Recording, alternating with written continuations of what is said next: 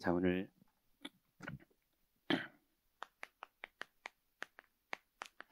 산업인의 우선순위입니다.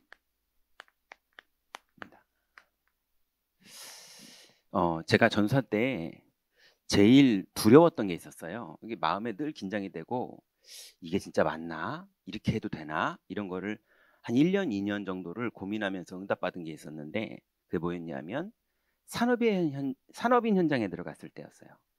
이게 그냥 가정주부랑 집에서 남편이랑 갈등이 있고 아이들이랑 갈등이 있을 때 믿자 이러면은 그래도 마음에 이렇게 믿고 화 풀고 뭐 이런 건데 산업인의 현장은 다르잖아요.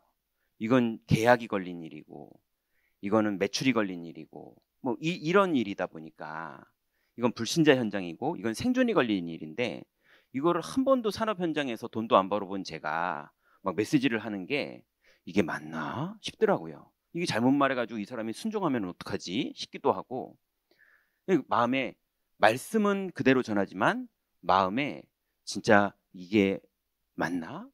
심지어는 하나님 말씀은 확실하지만 진짜 하나님 말씀대로 이 사람이 믿고 믿음의 선택을 했는데 이게 맞는 건가? 이게 결과가 이게 이상하게 되면은 어떡하는 건가? 이런 마음의 고민을 하면서 좀 긴장되고 두려운 마음으로 산업 현장으로 많이 들어갔었거든요. 근데 어느 날 이제 개인적으로는 이제 답을 냈죠. 남의 돈 얘기잖아요. 제 돈 얘기가 아니라 남의 돈 얘기니까 이게 막 함부로 어떤 분들은 막 메시지를 하더라고요. 근데 저는 겁나더라고요. 남의 돈이든 내 돈이든 돈이 아까우니까 이게 겁났는데 어느 날 산업의 현장에서 많은 증거와 하나님의 역사들을 은혜로 하나님이 보여주시면서 이제 답이 딱 나게 하시는 거예요. 자, 그래서 오늘 제목이 산업인의 우선순위입니다. 이게 너무 중요한데요. 자, 이제 우리가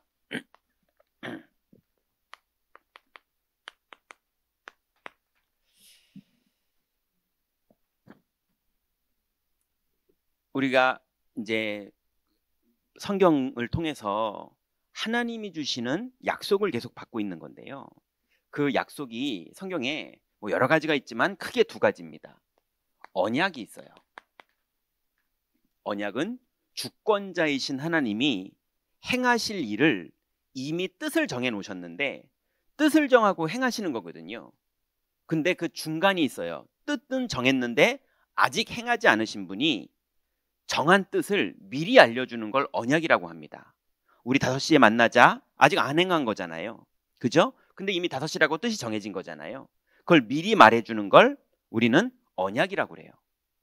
그걸 우리 인간끼리는 약속이라고 그러죠. 하나님은 언약을 하세요. 언약의 하나님이시거든요. 그리고 언약도 이루어지지만 이 언약을 붙잡은 우리의 믿음의 조상들이 언약을 붙잡고 살았던 이야기들을 기록해 놓은 게 증거입니다. 이게 성경에 있는 증거들이에요. 언약을 붙잡은 믿음의 조상들이 어떻게 응답을 받았는지, 어떻게 전도 열매를 맺었는지, 어떻게 가정을 회복했는지, 그 중에 우리는 지금 수요일 날 이제 빛의 경제를 이루기 위해서 하나님 말씀을 따라서 한 걸음 한 걸음 지금 가고 있는 거거든요. 그러면 오늘도 성경에 있는 산업인들이 실제로 어떤 언약을 붙잡고 어떤 응답을 받았는지 그 증거를 우리가 돌아보는 거죠. 자, 그러면 나의 삶의 방향이 어디를 바라보고 있느냐? 이건 너무 중요합니다. 절대로 어떤 인간도 절대로 하나님의 은혜가 없으면 100% 여기만 바라보게 돼 있어요. 나, 육신, 성공. 이거는 하나님을 떠난, 그래서 육체가 돼버린, 그리고 정령 죽어버린 이 인간은 어쩔 수 없어요. 아무리 고상한 척을 다 하고 아무리 온 세상을 다 살릴 마음을 먹고 아무리 해탈의 경지에 이르러 보려고 머리털을 깎고 옷을 다 회색으로 입고 산에 들어가고 말도 안 하고 고기도 안 먹고 모든 걸 다 해도 절대로 사람은 나를 가지고밖에 못 살아요. 예, 기껏 해봐야 이 사람들이 할 수 있는 건, 그리고 우리가 할 수 있는 건 기껏 해봐야 나로 살지 않고 귀신으로 사는 거예요. 예, 기껏 해봐야. 귀신 들려가지고 귀신으로 사니까 막 옷 벗고 길을 뛰어다니기도 해요. 나로 사는 게 아니니까요. 예, 여러 사람을 연쇄로 계속 죽이기도 해요. 나로 사는 게 아니니까요. 여러분, 생쥐 조그만 것도 죽이려고 그러면 징그러운데 사람 여러 명을 차로 다 치어서 죽이고, 이게 나로는 안 되는 거예요. 제정신이 아니면 안 돼요. 예, 아니 청소년들이 자기 팔을 칼로 계속 그어요. 이걸 어떻게 우리가 합니까? 예, 아니 남이 주사를 찌른다고 그래도 이상한데, 그죠? 사람은 나를 가지고밖에 못 살아요. 인간이 하나님을 떠나고 나서는, 그러니 나를 가지고 사는 인간은 육신적인 것밖에는 아무리 고상한 척을 하고 영적인 걸 막 추구를 하고 별걸 다 해도 다 육신이에요. 예, 그래가지고 막 신비주의 하는데 보면 막 디굴디굴 구르면서 기도합니다. 근데 그 디굴디굴 구르면서 기도하는 목적이 뭐예요? 잘 되는 거. 뭐 어쩔 수 없어요. 예, 예. 뭐 어떤 종교단체에 보니까 산에 들어가서요 무건 수행도 하는데 고무신에는 나이키 그려놨더라고요. 거기서 심심하신가 봐요. 아니 그냥 재밌으시고 오히려 그분들이 솔직하더라고요. 저는. 그러니 못 벗어납니다. 그죠? 우리도 계속 있잖아요. 우리도 아무리 은혜 받아도 또 있잖아요. 그리고 이분들이 오늘 먹는 거, 나중심, 육신중심은 꼭 오늘 먹는 거 해결하는 사람들인데요. 오늘 이 인간을 이겨 먹어야 돼.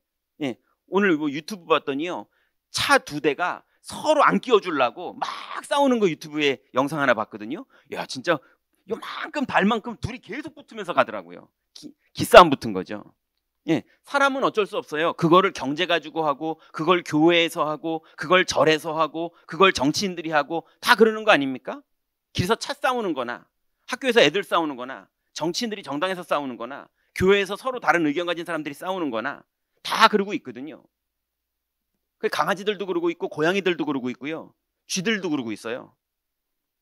똑같아요. 다 나 중심이고 육신 중심이고. 그러니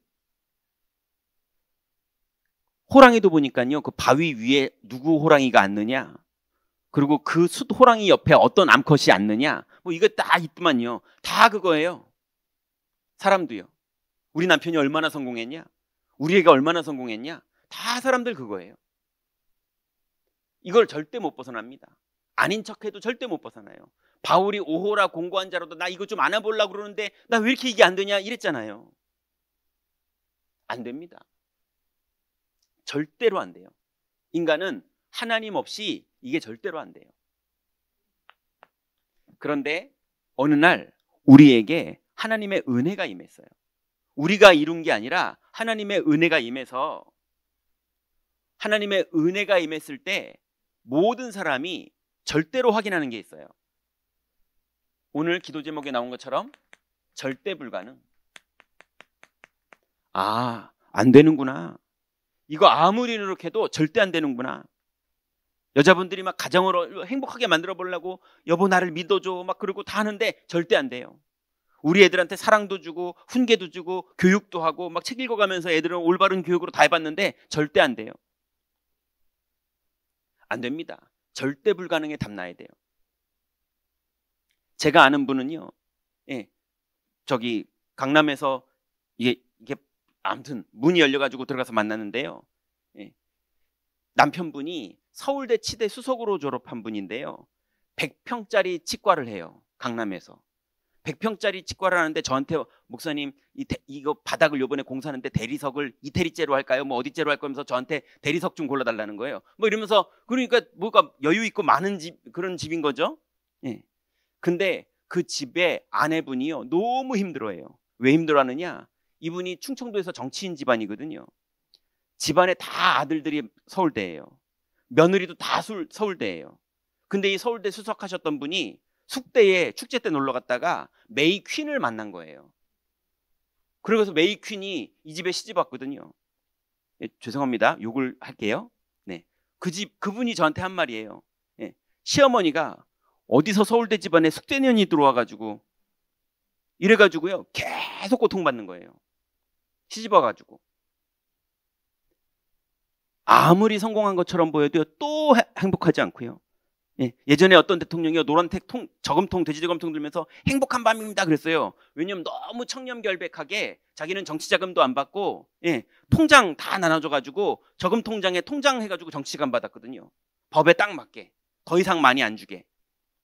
근데 어떻게 이분 저분들이 싸움 나가지고 이분이 그냥 졸지에 대통령이 돼버렸어요. 갑자기.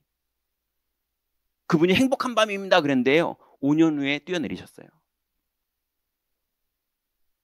절대 불가능. 어디가 가능합니까? 안 행복해요. 자, 그러니 절대 불가능한 우리들이요, 하나님 은혜로 오직 그리스도밖에는 없구나 라는 답을 낼 수 있도록 하나님 우리를 인도해 주셨어요. 그리고 오직 그리스도 안에서 하나님이 지금 성령으로 역사하시는 오직 하나님 나라가 내 가정에 이루어지고 내 현장에 이루어지고 이거밖엔 답이 없구나. 이거를 신앙 고백했더니 드디어 성령이 임하시는 시간표에 문이 열리기도 하고, 성령이 임하시는 시간표에 지혜가 생기기도 하고, 성령이 임하시는 시간표에 예배 때 답이 나기도 하고, 이런 성령이 우리에게 역사하시는 이런 일들이 나에게 하루에 몇 번씩도 벌어지는 그 축복이 시작되는 거예요.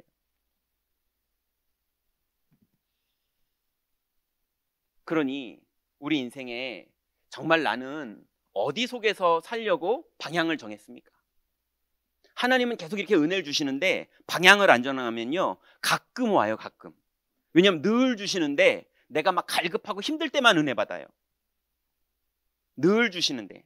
근데 뜻을 정하면 늘 누려요. 자, 그러면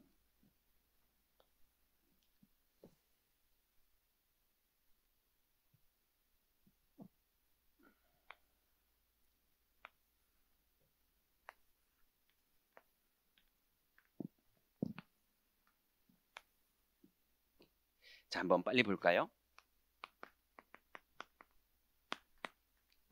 우리 현장에서 산업인으로 살았던 많은 믿음의 사람들이 구약 시대의 산업인들을 한번 볼게요. 첫 번째는 노아입니다.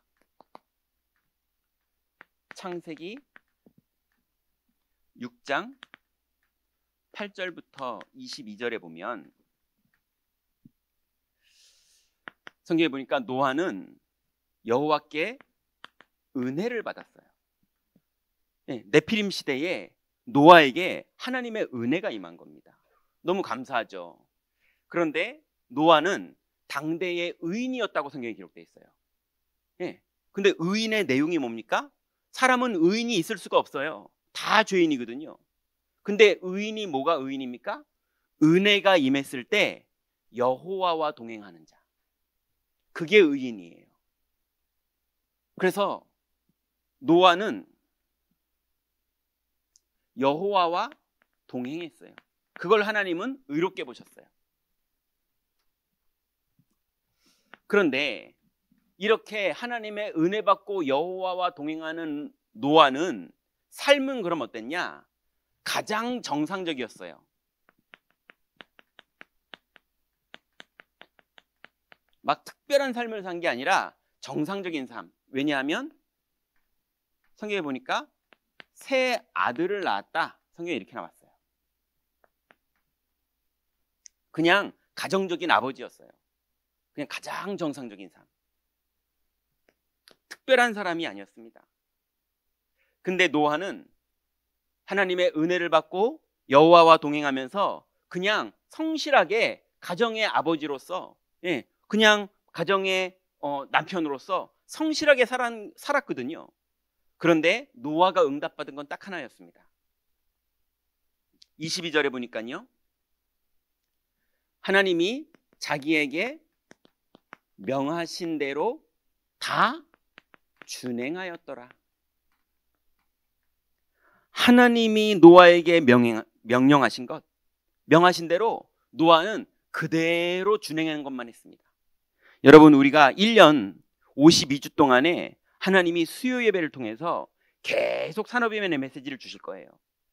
여러분, 하나님 말씀을 은혜로 받으셨다면 동행하시면서 준행해 보세요. 어떤 일이 벌어지나. 이게 산업인 노아였습니다.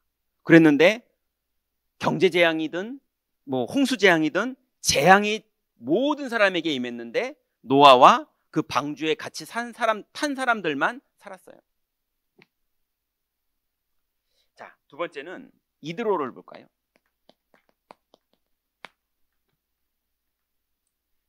이드로는 출애굽기 2장 20절부터 21절에 모세를 만났는데 모세의 소식만 들었어요. 아직 만나지도 않았어요. 모세가 너무 귀한 사람이다. 어떻게 저렇게 올바른 선택과 판단을 하지? 이것만 봤는데 이드로가 아, 기도하던 사람이구나 이렇게 느꼈는지 그날 딸하고 결혼시킵니다.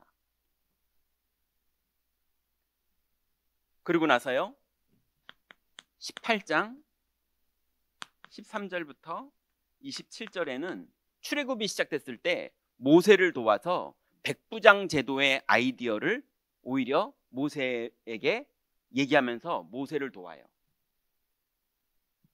자, 이드로는 첫 번째로 미디안의 제사장이면서 양떼가 많았다고 나오는 거 보니까 재산이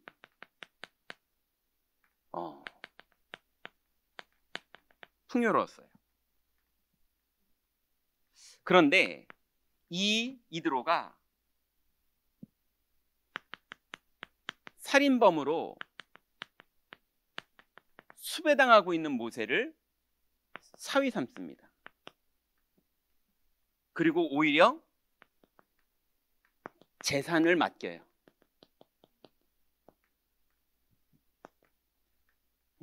양을 모세에게 다 맡깁니다.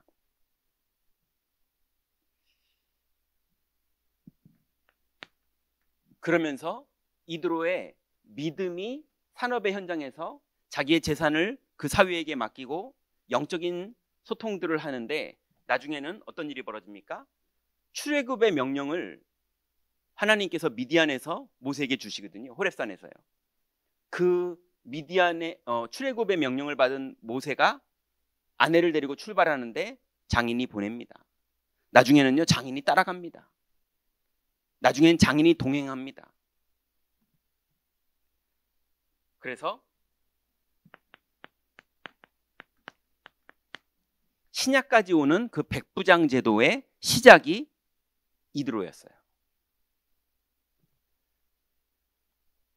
얼마나 제도를 잘 만들었는지 역사적으로 바뀌지가 않아요.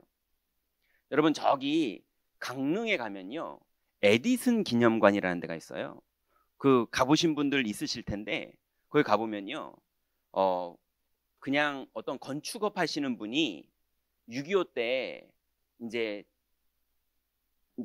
남쪽으로 피난 올 때 아버지가 그 전축 턴테이블을 하나 주고 이거 들고 가라 이래 버려가지고 이제 아버지도 못 만났고 이제 그거 하나 들고 온 거예요. 근데 그게 에디슨이 만든 거였어요. 그래서 이분이 평생을 돈 벌어가지고 전 세계를 다니면서 에디슨이 직접 만든 물건들만 경매 나온 걸 다 사왔어요. 근데 그거 보면요 깜짝 놀랍니다. 그 에디슨이 만든 여러 가지 중에 선풍기가 있는데요. 그 선풍기가 밑에 동그란 받침대 있고 기둥으로 서 있고 모가지가 좌우로 왔다 갔다 하는 거. 이걸 처음 만들었는데 전 세계에서 다이슨인가요? 거기서 개발하기 전까지는 전 세계가 이거를요 더 이상 개발을 못하는 거예요. 요 모양을요. 너무 처음부터 완전하게 만들었어요. 예.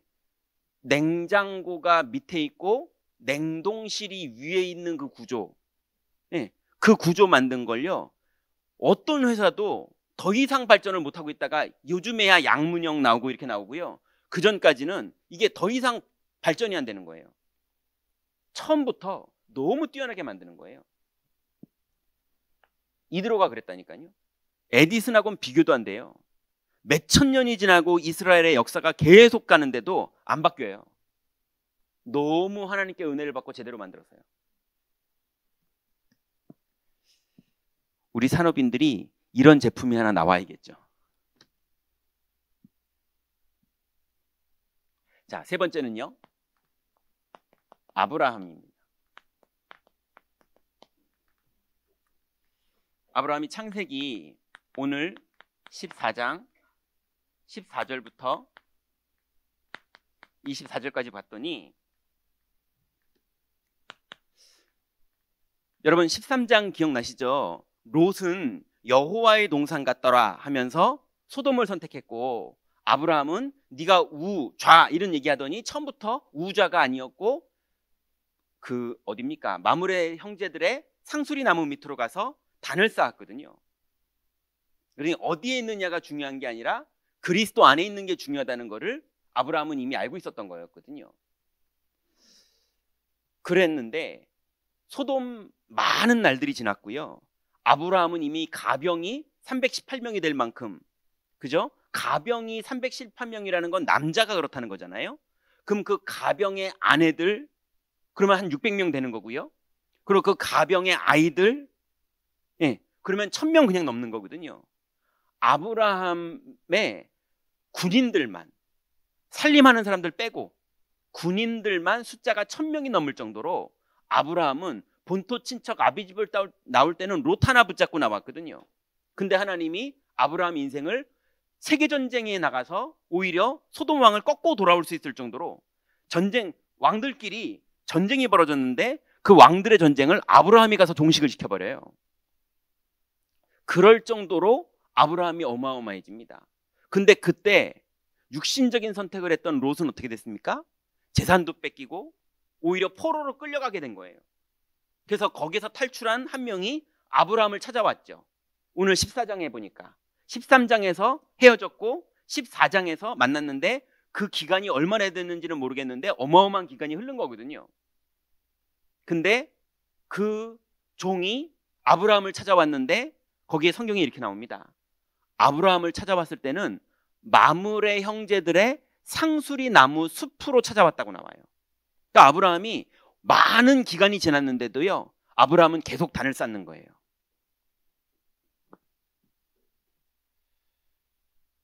그러니 현장에서 뭔가 그때그때 뭔가 옳은 선택을 하고 좋은 데를 가고 이사를 잘 가고 부자가 되고 매출이 높아지고 막 된 것처럼 보였는데 다 헛일되는 경우가 허다하고요.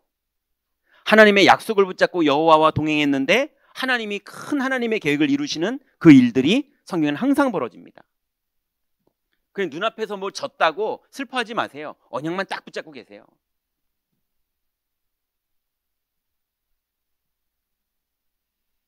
그래서 아브라함은 가병 318명이었고 롯은 소돔성에서 포로가 됩니다.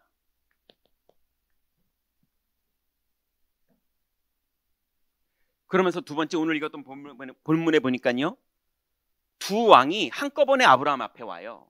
소돔 왕이 와서 전리품을 주는 거예요. 내 사람들은 돌려보내주고 전쟁에 졌으니까 아브라함에게 전쟁에 졌으니까 사람들은 돌려보내주고 모든 물건은 가져가라. 똑같은 시기에 멜기세덱 살렘 왕 멜기세덱이 옵니다. 그러면서 떡과 포도주를 줘요. 이제 그리스도를 예표했다고 우리가 알고 있죠. 그분이 오셔서 떡과 포도주를 줍니다. 여호와를 찬양하면서요. 그러면 우리가 볼 때는요, 전리품이 좋습니까? 떡과 포도주가 좋습니까?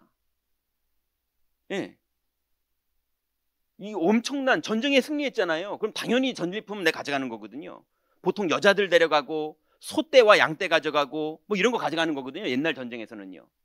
그런데 아브라함은요, 나와 함께 전쟁에 참여했던 형제들, 왜? 아브라함과 동맹 맺었던 형제들이 있었거든요. 그 형제들 내 목만 주고 나에게는 실 한 오락이, 그 다음에 끈 하나도 주지 마라. 왜냐하면 여호와께서 나에게 응답하실 건데 네가 나중에 네가 도와줘서 잘 됐다고 말할 것 같으니 나에게는 실 한 오락이 주지 마라. 이렇게 말했어요. 아브라함의 영적 상태가 이해되십니까?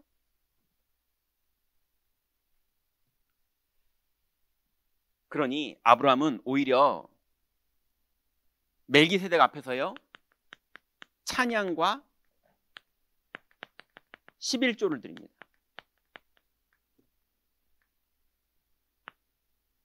그리고 소돔 왕에게는요, 전리품은 받지 않고 나와 함께 일했던 사람들의 몫은 챙겨줍니다. 그죠? 나와 함께 일했던 자들의 몫은 다 챙겨줘요. 그렇지만 전리품은 안 받아요. 왜냐하면 하나님의 언약을 진짜 믿어요. 그게 단을 쌓고 있었던 아브라함의 신앙 고백이었습니다.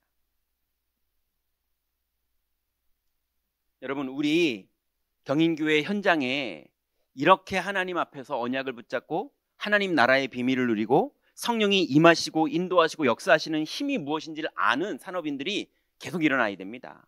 그런 산업인들이 일어나서 우리 랩런트들에게 정말로 산업의 현장이 어떤 것인지를 제대로 보여줘야 됩니다.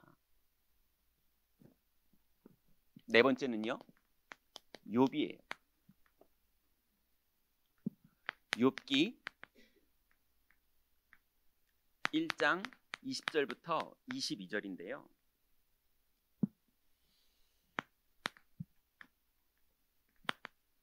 현장의 현실입니다. 20절에 보니까요,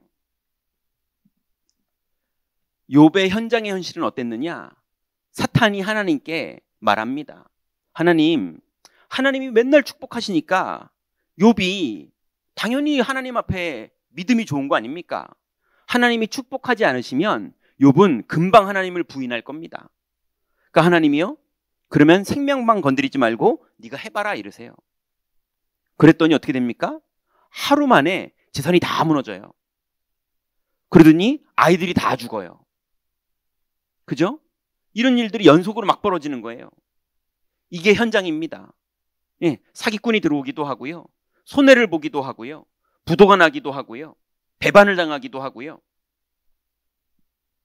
현장의 현실은요, 너무 가슴 아픈 일들, 너무 고통스러운 일들, 이런 일들이 형제들한테 배반당하기도 하고 자식들에게 그러기도 하고, 또 실수했는데 내가 거기에 휘말리기도 하고, 내가 실수한 게 아닌데 자식이 실수하고 동료가 실수했는데 거기에 내가 휘말리고.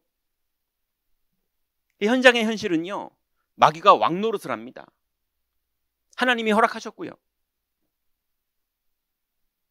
그러니 20절에 보면 욥이 일어나 겉옷을 찢고 머리털을 밀고 땅에 엎드려 예배했다고 그랬어요. 얼마나 욥이 가슴이 아픈지 겉옷을 찢어버리고요, 너무 화가 나니까. 예, 그다음 머리털을 밀어버리고요, 너무 화가 나니까 화난 걸 표현은 못하겠고. 예, 왜 머리털을 찢고 옷을 찢었느냐? 이유가 있었어요.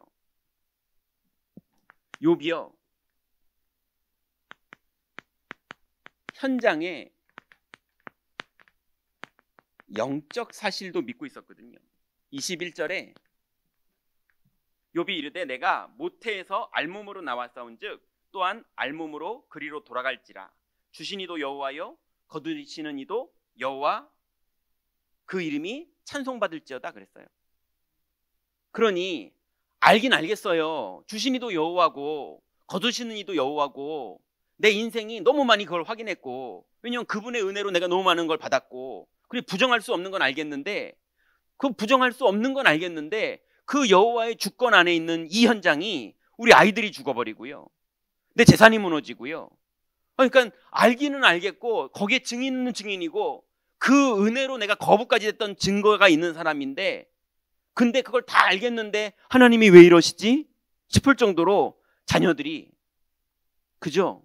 건강이, 아내와 관계가, 친구들의 배반이, 예, 이런 일들이 막 벌어지고 재산이 다 무너지니까 욥이요, 너무 머리털을 밀고 싶은 거예요.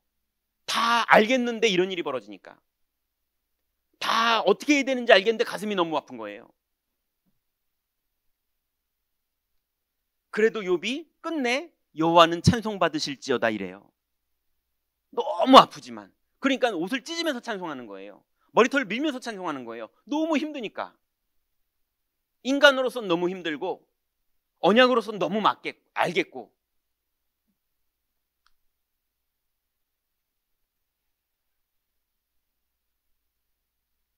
그랬는데 성경에는 이렇게 나옵니다. 현장의 파수꾼. 22절에 보니까 이 모든 일에 욥이 범죄하지 아니하고 하나님을 향하여 원망하지 아니하니라. 예. 하나님은 사랑이라는 걸 욥은요 끝까지 믿었어요. 여호와께는 이런 일이 많을 거고 나는 정금같이 나오게 될 거라는 걸, 이건 다 발판이라는 걸, 하나님의 언약은 반드시 이루어진다는 걸 아브라함도 믿었고 노아도 믿었고 욥도 믿었어요. 그 결과로 어떤 일이 벌어졌는지 7배의 축복들 다 알고 계시잖아요. 축복 때문에 그런 걸 한 게 아니라 믿음으로 그 여정을 가는 게 그 인생의 가장 복된 거거든요. 그러니 현장에서 정말 그 신앙 고백과 그 믿음의 길을 가는 파수꾼이 이 시대에 정말 필요합니다.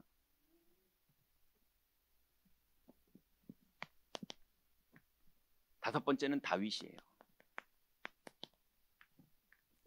우리 잘 아시는 시편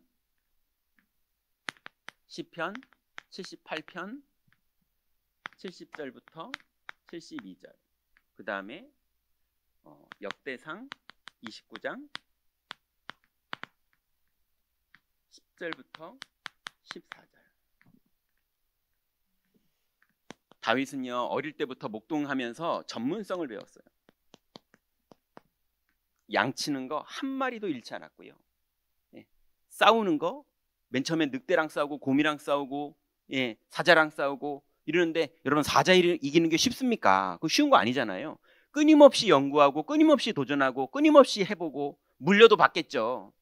이런 저런 걸 겪으면서 전문성이 완전히 세팅됐고, 그 전문성이 이제 사자랑 싸우는 거에만 쓰는 게 아니라 이제는 백성을 다스리는 일에도 하나님 앞에 예배하는 일에도 모든 부분에 있어서 전문성을 가진 사람으로 하나님이 계속 다윗이 이제 커갈 수 있도록 인도하시는 거예요. 그게 시편 78편이었죠. 그런데 이렇게 전문성을 가진 다윗이었지만 다윗은 은혜를 고백합니다. 위에 대상, 역대상 29장 10절부터 14절에 보면 분명히 우리가 볼 때는 다윗이 완전 전문성을 갖췄다라고 생각했는데, 그래서 골리앗과 싸우는 다윗을 볼 때 대단하다 이렇게 봤는데, 그래서 다윗은 만만이고 사울은 천천히고 이랬는데 다윗은 뭐라고 고백합니까? 여호와께 받은 것을 주께 드렸을 뿐입니다 이렇게 고백합니다. 그러니 다윗을 아무도 못 따라가는 거예요. 사람들은 다 내가 했다 그러는데, 내가 잘한다, 내가 이거 전문가다 막 이러는데, 다윗은 주께 받은 것으로 주께 드렸을 뿐이니이다. 그러니 이 다윗의 길을 누가 막습니까? 이걸 똑같은 고백을 한 사람이 누구였죠? 바울이 내가 사는 것이 아니요 내 안에 그리스도께서 사시는 것이라. 완전 전문성을 갖춘 사람인데 알고 봤더니 전문성이 아니었고 완전히 하나님의 말씀 따라 한 걸음 한 걸음 인도받았던 사람이었던 거예요.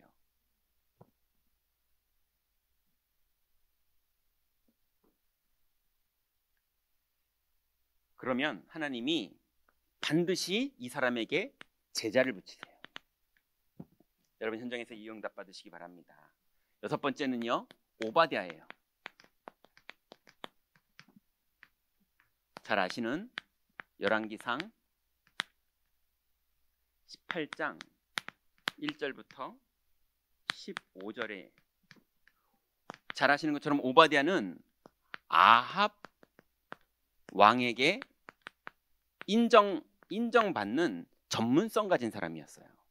아합 왕이 볼 때 이 사람 완전 전문성 가진 사람, 완전 불신자 현장인데 완전히 전문성 가지고 누리는 사람. 근데 이 오바댜가요,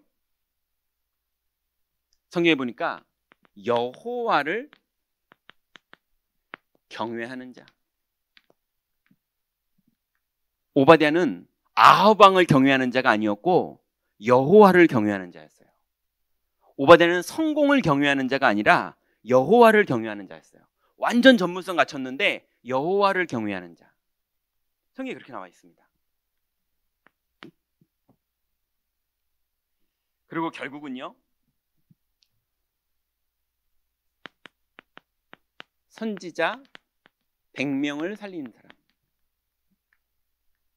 그리고 엘리야의 종, 그러니 인생에 오바댜는 인생의 목적이 성공하는 데 있지 않았어요.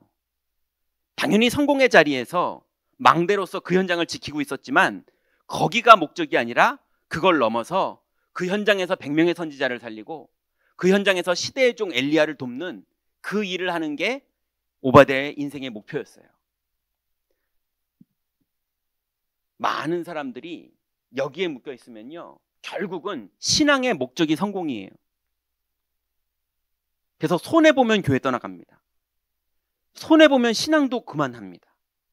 내가 욥처럼 이런 일이 벌어지면 이건 진짜 아닌 것 같아. 그러면서 이제 신앙생활 그만해요. 네, 이게 내가 이렇게 믿었는데 이게 뭐야? 이게 말이 되는 거야? 이건 아니야. 그러면서 그만해요. 그러면서 저 불교 사람들은 축복받는데, 저 카톨릭 사람들도 축복받는데, 오히려 저 3단체는 너무 돈도 잘 벌고 잘 되는데 교회는 왜 이래? 이러면서 그만둔다니까요. 착각하는 거예요. 7번째로 학계입니다.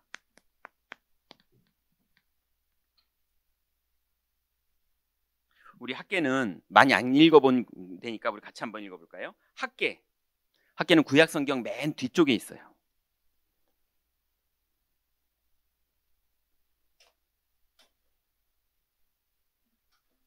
학계, 스가랴, 말라기 이렇게 해서 맨 뒤에 있죠. 학계서 1장 3절부터 11절입니다.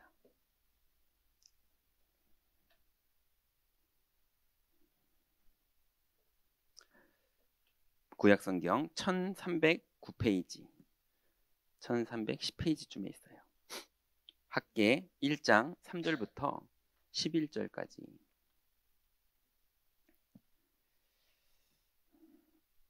찾으셨어요? 제가 빨리 읽을게. 눈으로 보세요.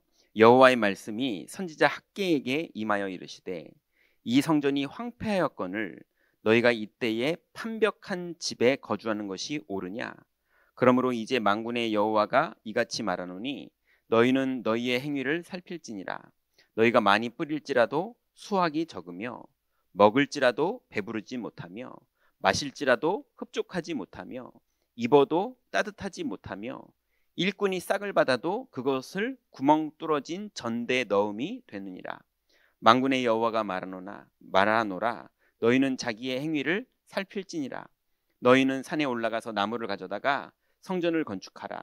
그리하면 내가 그것으로 말미암아 기뻐하고 또 영광을 얻으리라. 여호와가 말하였느니라. 너희가 많은 것을 바랐으나 도리어 적었고, 너희가 그것을 집으로 가져갔으나 내가 불어버렸느니라. 나 만군의 여호와가 말하노라. 이것이 무슨 까닭이냐? 내 집은 황폐하였으되 너희는 각각 자기의 집을 짓기 위하여 빨랐음이라. 그러므로 너희로 말미암아 하늘은 이슬을 그쳤고 땅은 산물을 그쳤으며, 내가 이 땅과 산과 곡물과 새 포도주와 기름과 땅의 모든 소산과 하나님과 가축과 손으로 수고하는 모든 일에 한재를 들게 하였느니라 그랬어요. 여러분, 정말로 여러분 돈은 우연히 버는 겁니까? 아니면 하나님의 주권입니까? 예, 정말로 내 인생의 만남은 우연히 만나는 겁니까? 하나님의 주권입니까? 예, 하나님이 지금도 살아서 모든 것에 역사하시고요. 들풀도, 그죠? 하나님이, 참새 한 마리도 하나님이. 그럼 여러분 생각에 떠오르는 것, 여러분의 만남, 여러분의 아이디어, 여러분의 결정, 여러분의 선택을 누가 주관하시느냐? 하나님이. 근데 그 하나님이 하나님 나라를 이루시기도 하고요, 성령으로 임하셔서 문을 열기도 하십니다.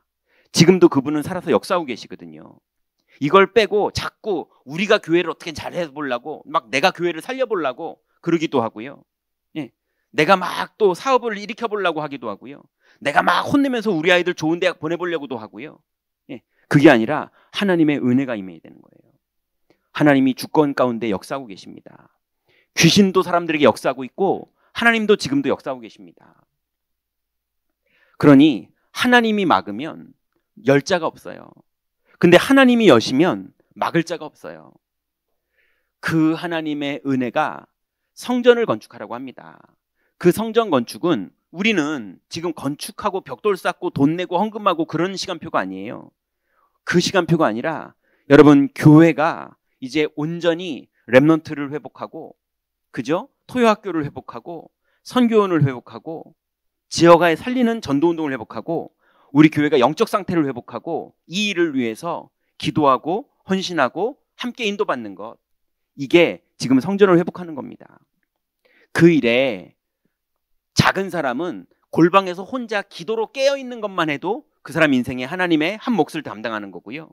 각자 맡은 자리에서 하나님이 내게 원하시는 것, 교회와 이 시대에 우리 경인교회가 한 시대의 한 몫을 차지하기 위해서, 욕심 부리는 몫이 아니고요, 하나님 반드시 모든 민족에게 복음을 증거하실 텐데 경인교회의 몫이 있습니다. 그죠? 그 몫을 감당하려고 하나님 앞에 깨어있는 자, 하나님 앞에 헌신하는 자, 하나님 앞에 두 렙돈을 헌금하더라도 그 믿음으로 헌금하는 자, 그 사람에게 하나님 나라가 이루어집니다. 그러니 열심히 해라, 돈 많이 내라, 이런 수준 낮은 얘기를 하는 게 아니에요. 육신 얘기를 하는 게 아닙니다. 뜻을 정하세요. 믿음을 가지세요. 약속을 잡으세요. 하나님은 반드시 우리에게 먼저 역사하십니다. 그래서 하나님한테 뭐 하려고 그러지 마세요. 하나님의 은혜를 받으려고 그러세요. 하나님이 문을 여시는 그 응답을 받아야지 우리가 자꾸 뭘 하나님께 드리려고 그러지 마세요. 네. 하나님 안타까워하세요. 그런 거 받기도 힘들어하세요. 그죠? 네. 가끔요, 막 성도님들이 고민하세요. 매출의 11조를 드리는 게 맞나, 수입의 11조를 드리는 게 맞나. 수입의 11조를 하세요. 매출을 11조 했다가 안 그래도 순수익은 요만큼밖에 없는데 큰일 나십니다. 그죠? 막 자꾸 엉뚱한 고민들을 하세요. 막 종교적으로 뭔가 묶여가지고 자꾸 극단적인 거, 남편도 모르는데 막 집안 돈 몰래 빼와가지고 막 건축헌금 내고 그런 거 하지 마세요. 그런 거 없어도 하나님 건축 다 하세요. 믿음으로 할 수 있는 만큼 기도하세요. 그죠? 예. 내 생활비 거기서 헌금하세요. 그냥 하나님은 그 오병이어가지고도 할 수 있어요. 예. 여러분, 제일 중요한 건 하나님의 언약을 붙잡고 하나님의 증거를 붙잡는 겁니다. 하나님이 나머지는 하십니다. 52주 동안 우리는 말씀 따라 가는 겁니다. 믿음으로 가보세요. 하나님이 어떤 일을 하시나. 그래서 학계는 인생의 결론이 뭐냐? 학계는 인생의 결론이 났어요. 인생의 결론이 뭐였냐면요, 3절에 여호와의 말씀이 선지자 학계에게 임하여 이르시되, 이게 인생의 결론이에요. 여러분, 하나님의 말씀이 여러분에게 예배 시간마다 임하시기 바랍니다. 예, 그게 다예요. 예, 학계에게 말씀이 임했으면 그게 최고의 축복이에요. 그걸 하나님 다 이루실 거거든요. 그것만 따라가세요. 두 번째는요, 인생의 결론을 냈으면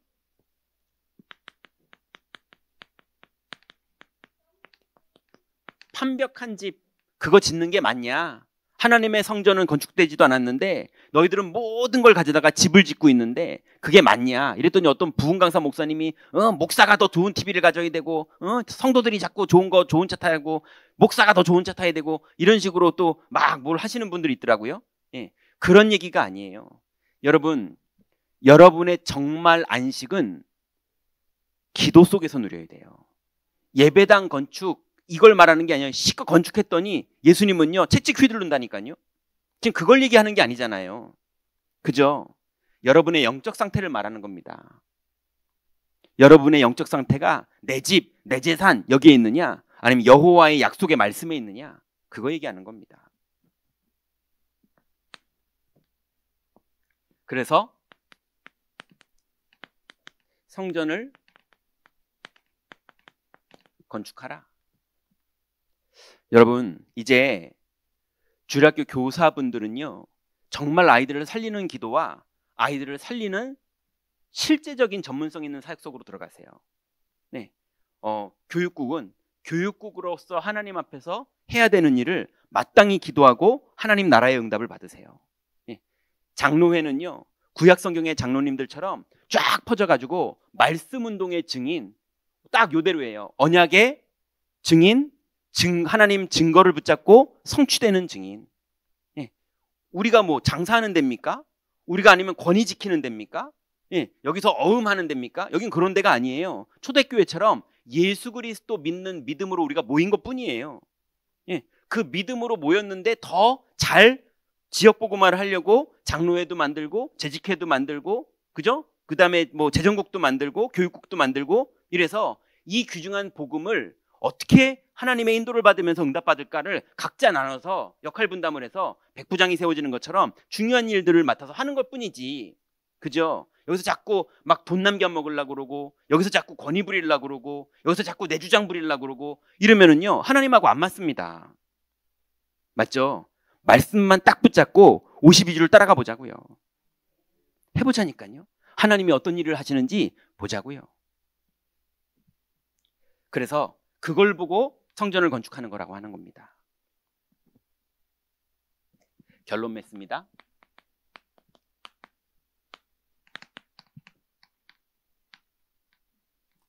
저는 현장에서 제일 가슴 아픈 일을 본 게,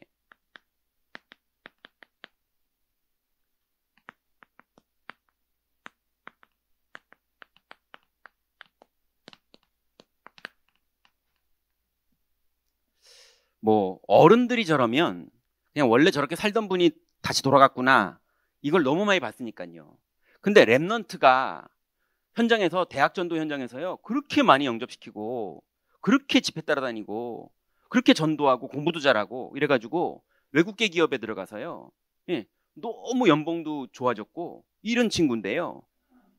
그때부터 이제 술 마시면서 접대하고 접대 받고 뭐 이러더니 나중에는요, 뭐 계속 단란주점 다니고, 예, 새벽에 들어와서 막 술 취해서 그러고 살고, 예, 그래서 완전히 가정이 다 깨지고, 랩넌트 집에 완전히 모델적인 랩넌트 집으로 결혼했었는데 가정이 완전히 깨져버리고요.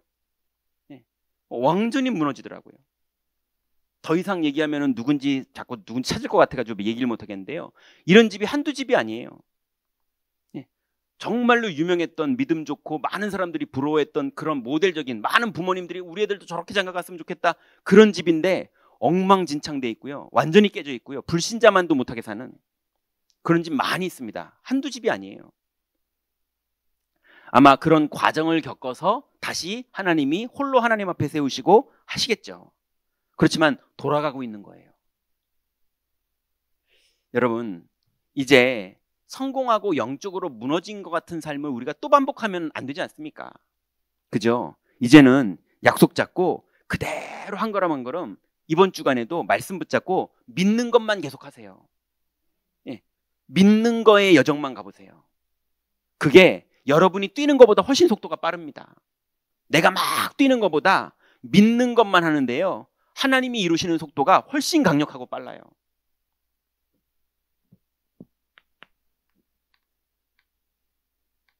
그래서 이제 딱 이거 해보세요. 현장에서 말씀 따라가는 중직자, 산업인. 여러분, 이제 이 예배 때 하나님이 은혜를 주시잖아요. 근데 이거는 너무 감사하지만 이 은혜는 현장 가서 누리라고 주신 겁니다. 맞죠? 그러니 여기가 돌짝밭이 되시면 안 돼요. 여기가 가시밭이 되시면 안 돼요. 까짓 거 가시밭 되셔도 돼요. 7번 넘어지세요. 그 다음에 또 은혜 주실 거니까. 52주 동안에 매주 은혜 주실 거니까 일단 붙어만 있으세요. 넘어지더라도. 근데 끝내는 응답 받으세요. 그죠? 현장에서 아무리 넘어져도 끝내 열매는 어디서 맺는 거냐? 예배당에서 맺는 게 아닙니다. 열매는 여러분 현장에서 맺는 거예요. 거기서 믿음의 결정을 하시고, 믿음의 선택을 하시고, 믿음의 고백을 하시고, 믿음으로 누리세요. 반드시 하나님 나라가 현장에서 이루어지는 것까지 응답 받으셔야 돼요.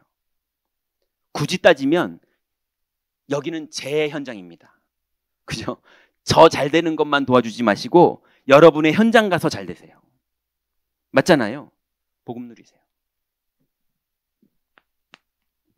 세 번째는요, 그래서 어디까지 응답 받느냐? 현장에서 망대 가진 파수꾼.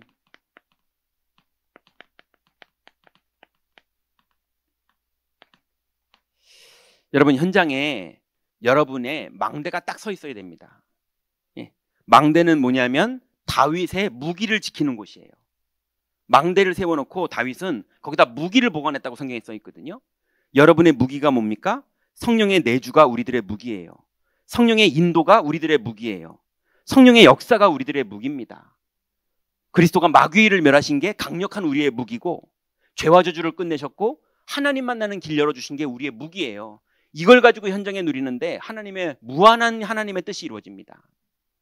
그러니 이 무기를 보관하는 망대가 누구는 학원으로, 누구는 회사로, 그죠? 누구는 영업으로, 누구는 주부로 여러분의 현장에서 망대를 만들어 놨을 때 하나님은 그 망대에 역사하세요. 그래서 막 갑자기 막 뛰어다니면서 전도하고 막 그런 거 하지 마세요. 여러분이 있는 현장에서 하나님 주신 은혜를 누리세요.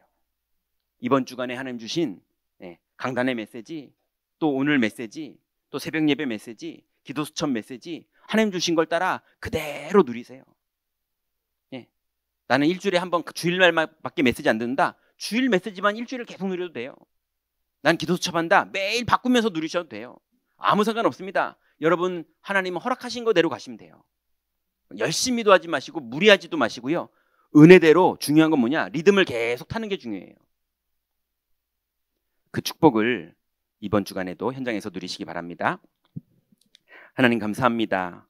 우리에게 주신 이 귀중한 현장 속에서 이제 하나님 우리에게 주신 전문성의 비밀을 가지고 이제 말씀 따라 한 걸음 한 걸음 인도받기를 원합니다. 조급하게도 하지 마시고 게으르게도 하지 마시고 하나님 주신 언약과 하나님 주신 성경의 증거를 붙잡고 이제 현장 속으로 믿음으로 들어가기를 원하오니 하나님 현장에 하나님 나라를 이루시고 성령으로 인도하여 주옵소서. 예수 그리스도의 이름으로 기도드렸습니다. 아멘.